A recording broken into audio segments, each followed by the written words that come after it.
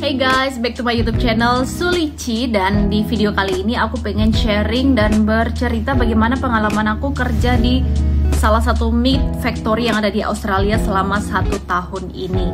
Karena ada beberapa orang juga yang nanya dan penasaran bagaimana aku bisa betah selama 1 tahun di sini. Siapa yang nanya?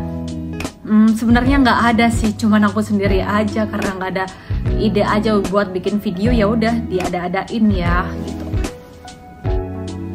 Oke, tapi sebelum aku cerita bagaimana rasanya 1 tahun kerja di meat factory, aku mau sharing dulu bagaimana awalnya aku bisa kerja di meat factory.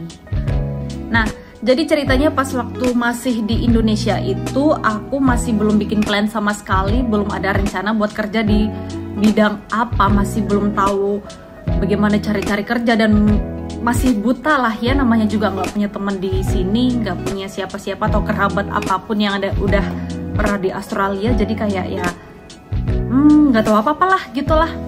Tapi aku juga nggak modal nekat karena aku juga kayak nyiapin uang tabungan dan cari tempat tinggal dulu biar nggak ngelandang pas udah nyampe di sini. Nah, jadi aku berangkat dari Indo ke Australia ini janjian sama salah satu teman yang ketemu di Telegram yang mau sama-sama berangkat. Akhirnya kita janjian beli flight yang sama ke kota yang sama. Sudah ketemu janjian, namanya Rizky. Nah, si Rizky ini kemudian ngenalin juga sama temennya namanya Alif. Alif juga ini punya temen yang kerja di meat factory, ya ampun jauh banget ya. Dan udah selesai, akhirnya si Alif nawarin dan ngajakin mau nggak kerja di meat factory. Aku bilang akhirnya oke, aku mau. Hanya bilang oke, aku mau. Aku kan nggak tahu ya, aku pikir interview kerja di Australia itu sama kayak di Indonesia lah, ternyata beda banget. Akhirnya setelah aku bilang aku mau, oke. Terus kemudian aku disuruh ngasih detail dan data pribadi, paspor, visa dan lain sebagainya. Akhirnya, oke, kamu siap kerja tanggal berapa minggu depan? Di situ aku kan kaget, langsung kerja, nggak ada interview, nggak ada apa-apa, pokoknya. Ini seriusan langsung kerja beneran? Nggak mungkin kita datang ke sana tiba-tiba ditanyain kamu siapa? Akhirnya ya udahlah, karena waktu itu pun aku ngerasa kaget karena langsung disuruh kerja.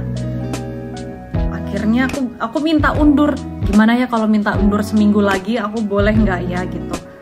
Kalau misalnya nggak boleh, ya udahlah aku nggak kerja di situ gitu. Akhirnya aku minta undur seminggu dan dibolehin.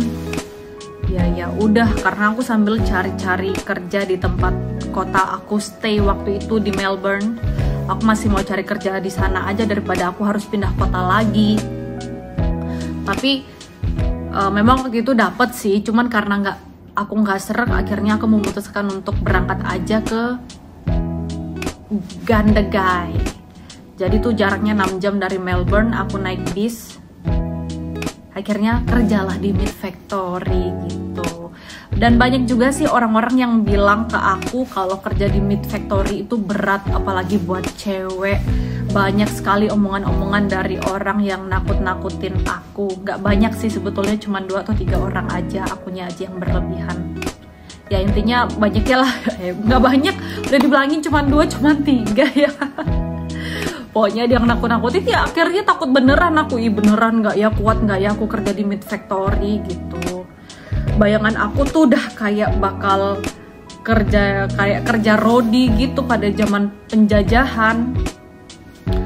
Ternyata waktu aku masuk di hari pertama itu induksi dulu, dikenalin sama pabriknya, struktur pabriknya, dan pokoknya secara detail banget. Pokoknya dia jelasannya bagus banget waktu induction itu. Emang sebagus itu ya, pokoknya nice lah, kayak kita tuh manusia banget. Akhirnya setelah kerja aku jadi ngerasain ya beneran capek, beneran berat sih awal-awal kerja di meat factory. apalagi padahal aku hanya sebagai packer ya, cuman packing doang, nggak slicer. Itu udah rasanya 2 minggu pertama, oh my god, capek banget tiap pulang kerja tuh. Aduh, udah nggak kuat ngapa-ngapain, apalagi berangkatnya setiap pagi itu jam 5:30 pagi sampai jam 4, kadang 4:30, ya rata-rata jam 3:30 sih. Jadi berapa jam? 10 jam kerja setiap hari. Nggak setiap hari, woi. Senin sampai Jumat. Harus nyiapin bekal setelah pulang kerja untuk besok. Itu udah 2 minggu pertama waktu masa adaptasi itu memang berat banget. Capek fisik sih, yang apa, yuk nggak tahu ya. Pokoknya fisik sih yang capek. Tapi kalau secara lingkungan, mungkin aku ditempatkan, aku dapat Mid Factory yang bagus ya. Jadi aku dapat teman-teman yang bagus, yang baik-baik lah. Jadi so far tuh nggak ada masalah yang kayak gimana-gimana. Menurut aku oke-oke aja, dan sampai akhirnya dari 2 minggu pertama yang aku rasanya udah kayak berat banget. Waduh, nggak mau kerja kayak gini lama-lama. Kayaknya setelah dapat payslip third year atau second year, aku udah cabut aja lah dari sini. Nyatanya sampai setahun masih aja kerja di sini. Gimana rasanya? Biasa aja sih sebetulnya. Ya kayak normal aja sih, kamu mau kerja dimanapun. Menurut aku ada plus minusnya. Tinggal gimana kita bersyukur atau enggak, anjay. Jadi rasanya menurut aku sebagai packer di Mid Factory selama 1 tahun itu oke lah. Gajinya juga oke lah.